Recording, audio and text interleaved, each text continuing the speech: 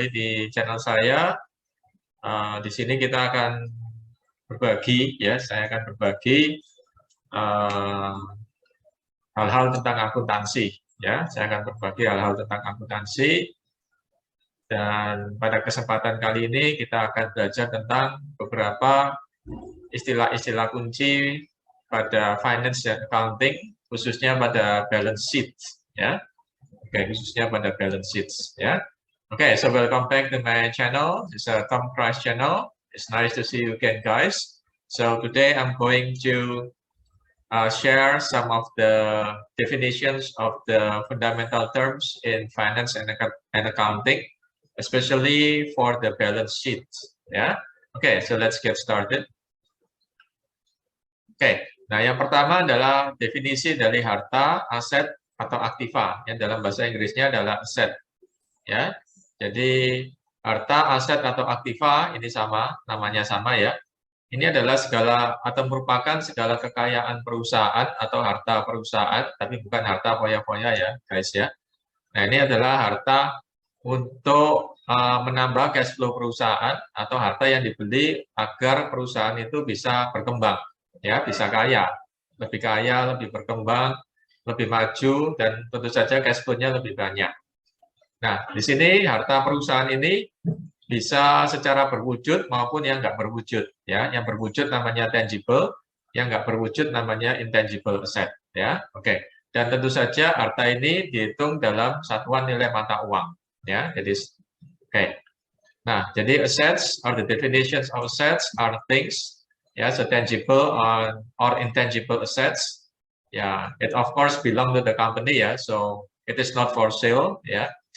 And belongs to the company for the sake of the cash flow making or company growing, yeah. And all of the assets are valued in the monetary currency, ya. Yeah. Nah, kemudian apa yang dimaksud dengan harta berwujud atau tangible asset, ya? Jadi apa itu harta berwujud atau tangible asset? Jadi harta yang berwujud adalah segala milik perusahaan atau properti perusahaan yang sifatnya berwujud atau berupa fisik. Ya, artinya fisik apa? Artinya fisik adalah dapat kita sentuh, dapat kita lihat, ya. Jadi bentuknya konkret, ya. Nah, dibeli tentu saja untuk meningkatkan cash flow perusahaan atau memperbaiki cash flow perusahaan, ya.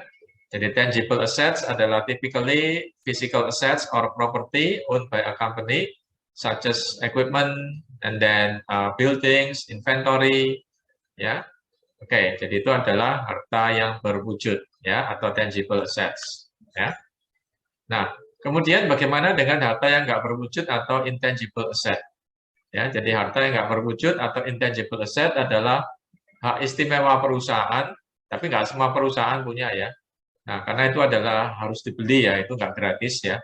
Jadi memiliki value, namun tidak memiliki physical atau konkret bentuk konkret atau bentuk fisik. Ya, jadi for example misalnya paten, hak cipta, merek dagang, franchise, dan goodwill. Ya, jadi dia nggak punya bentuk fisik, tapi dia berupa hak. Ya, dan itu nggak gratis ya, kita harus beli hak tersebut ya. Jadi lebih daripada sisi hukum ya atau sisi legalitasnya. Ya, jadi intangible assets are non-physical assets. Ya, but it has a monetary value of course ya. It has a monetary value and it also has a potential revenue, of course. Yeah. Okay. And it's actually coming from the legal rights. Yeah. So by having the intangible assets, so we have a legal rights to use it. Yeah. To create potential value or potential revenue for the company. Yeah. So for example, such as computer software that we buy and then license that we buy, trademarks that we have, and then patents, copyrights, for example, like copyrights of songs, and also import quotas. Ya, oke. Next, istilah berikutnya yang penting pada balance sheet atau neraca adalah yang namanya harta atau aset berwujud atau tangible asset. Ya. Nah, di sini klasifikasi dari tangible asset atau harta berwujud dibagi dalam dua kelompok. Ya, jadi harta lancar dan harta tetap. Ya, so tangible assets are divided into two groups. ya, current asset and fixed asset, ya. So current asset is the assets, short-term assets, and then fixed asset is a long-term asset. Ya, jadi secara umum itu definisi dari harta berwujud jangka pendek atau harta lancar, ya. Nah, itu digunakan dalam jangka pendek, ya. Secara umum ini ya, ini bukan definition secara betul-betul eksak ya, betul-betul detail. Nah, tapi yang harta tetap yang jangka panjang atau harta berwujud yang jangka panjang atau fixed asset itu normalnya bisa dipakai dalam jangka waktu yang lama. Itu secara arti, secara gampangannya aja, secara singkat ya, seperti itu. Kemudian untuk harta lancar atau current asset, ya, jadi definisi dari current asset adalah atau harta jangka pendek ya, short term asset, ya, yaitu harta yang normalnya bisa diubah menjadi uang tunai dalam tempo kurang dari 12 bulan. Ya, jadi jenis harta yang normalnya bisa diubah kembali menjadi uang tunai dalam tempo kurang dari 12 bulan. Ya, jadi misalnya apa? Misalnya piutang dagang. Ya, jadi piutang dagang kita bisa ubah, kita bisa tagihkan dalam tempo ya normalnya di bawah 12 bulan, ya. Kemudian juga piutang bunga, kemudian ada piutang wesel, ya. Kemudian ada marketable securities atau surat berharga, kemudian ada merchandise dan ada supplies. Ya, merchandise adalah persediaan barang dagangan dan perlengkapan adalah supplies. Ya, gitu. Ya, jadi current asset is the assets which can be converted into money less than 12 months. Ya, in a normal condition. Ya, for example, like account receivable, note receivable, interest receivable, marketable securities, bonds, stocks, and also supplies and merchandise. Ya, seperti itu ya guys ya. Nah, kemudian ada lagi harta tetap atau fixed asset atau long term asset. Ya. Nah, apa yang dimaksud dengan harta tetap? Harta tetap adalah jenis harta yang normalnya dapat dijual ya dalam tempo lebih dari 12 bulan. Ya, jadi misalnya tanah, gedung, dan peralatan. Ya, jadi tanah kita kalau mau jual tanah itu nggak bisa cepat-cepat ya, nggak bisa dalam mingguan atau bulanan, mungkin dalam beberapa bulan atau bahkan normalnya lebih dari 1 tahun. Ya, ya jadi harta tetap atau fixed asset atau long term asset adalah jenis harta yang dapat dijual atau diuangkan ya, dijual artinya diuangkan kembali dalam tempo lebih dari 12 bulan. Ya, okay, so long term asset is the company assets which can be converted back or sold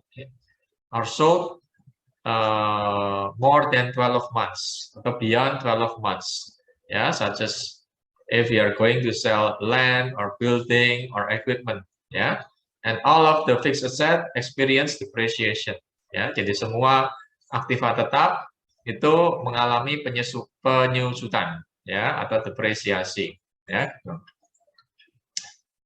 Kemudian apa yang dimaksud dengan kewajiban atau pasiva atau liability? Ya, jadi kewajiban atau pasiva atau liability adalah kewajiban perusahaan kepada ada dua ya, ada dua ini ya. Jadi kewajiban perusahaan kepada dua pihak. Yang pertama pada pihak ketiga dan yang kedua pada owners ya. Nah, jadi namanya kewajiban atau liability itu adalah kewajiban perusahaan kepada yang pertama itu pihak ketiga ya, istilah yang pertama, dan yang kedua adalah kepada owners ya gitu. Nah, kalau kepada owners itu adalah kewajiban jangka panjang ya gitu. Nah, memang pada pihak ketiga juga ada kewajiban jangka panjangnya ya. So the definition of liability is the sum of money that we have to pay to others. Ya, and we have to pay also to the owners. Ya, kalau yang pay to the others, it's called debt. Ya, kalau yang pay to the pay to the others, it's called debt, and pay to the owners, it's called equity. Ya. Nah, kemudian definisi dari hutang atau debt. Ya, jadi hutang atau debt adalah sejumlah uang yang harus kita bayarkan kepada pihak ketiga. Ya, bisa dalam jangka waktu tempo pendek, bisa dalam jangka waktu tempo panjang. Ya, dalam jangka waktu tempo pendek misalnya kurang dari 12 bulan dan dalam jangka waktu tempo panjang itu lebih dari 12 bulan, ya. Nah, contoh dari debt adalah hutang dagang, hutang wesel atau hutang jangka panjang, ya. Oke ya.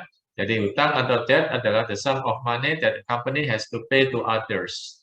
Ya, it can be a short term or less than 12 months, or it can be a long term beyond 12 months. Ya, okay. So for example, like account payable, note payable, ya, or long term debt. Ya. Ya. Kemudian ada yang namanya hutang lancar atau current liability. Ya, jadi hutang lancar adalah hutang atau kewajiban yang harus kita selesaikan dalam tempo kurang dari 12 bulan. Ya, nah, contohnya adalah hutang dagang, hutang wesel, dan hutang pajak. Ya, so current liabilities is a short-term financial obligations of the company that are due within 1 year, ya, or normal operating cycle. Ya, so for example, such as account payable, short-term debts, dividends, ya, and also income tax, ya, seperti itu. Kemudian bagaimana dengan hutang jangka panjang atau hutang tetap atau long-term debt atau long-term liability? Ya, jadi ini adalah hutang atau kewajiban yang perusahaan harus selesaikan atau harus bayar dalam tempo lebih dari 12 bulan atau hutang jangka panjang. Ya, okay, so long-term debts or liabilities are debts the company has to pay to the third party creditors that are payable beyond 12 months. Ya, oke ya, the payable beyond 12 months. Ya, jadi harus dibayar dalam jangka panjang, artinya jangka panjang lebih dari 12 bulan. Ya, oke. Kemudian yang terakhir adalah yang namanya modal. Ya, jadi sini semuanya tadi bukan nama akun ya, tapi yang kalau modal ini adalah nama akun. Ya, jadi modal atau equity itu ada dua definisi. Ya, jadi definisi yang pertama atau definisi yang umum adalah pengorbanan ekonomis dari owners atau founder dari company, ya, terhadap perusahaannya agar perusahaannya bisa berkembang atau tumbuh. Nah, di sini pengorbanannya berupa uang ya, bisa berupa uang atau berupa barang, ya, gitu. Nah, kemudian definisi yang kedua dari modal adalah kewajiban dari manajemen untuk membayar, dalam tanda kutip ya, membayar ya, dalam tanda kutip membayar membayar kewajibannya kepada owners, ya. Jadi pengertian yang kedua adalah liability dari manajemen untuk mengembalikan atau membayar hutang-hutangnya pada owners. Itu adalah definisi yang agak lain ya, agak beda ya, seperti itu. So the first definition of the model of equity is the sacrifice or the money, things, sacrificed by the owners or the founder of the company for the sake of the company growing or for the sake of the company cash flow. Yeah, okay, that is the first definition. And then the second definition of equity is the responsibility of the management to return the founder's money. Yeah, so the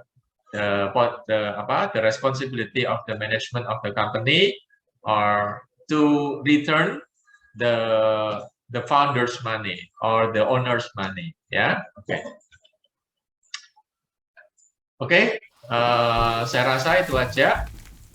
Jadi tentang beberapa istilah penting dalam balance sheet, ya, balance sheet atau neraca, ya. Jadi semuanya itu bukan nama akun kecuali satu tadi, equity adalah nama akun. Ya, jadi terima kasih atas perhatiannya. Silakan dukung terus channel ini dengan like jika suka, dislike jika nggak suka. Kemudian subscribe untuk subscribe juga ya. Oke ya, subscribe nggak bayar, tapi ini penting untuk pengembangan channel ini. Dan komen untuk pertanyaan dan juga share. Ya, so thank you for your attention. Please support this channel with like if you like and dislike if you don't like this video. Subscribe to support this channel, and then comment for the questions, and also share to your friends in your social media. Okay, thank you for watching, and stay safe and stay healthy, and God bless you all. Yeah. Okay.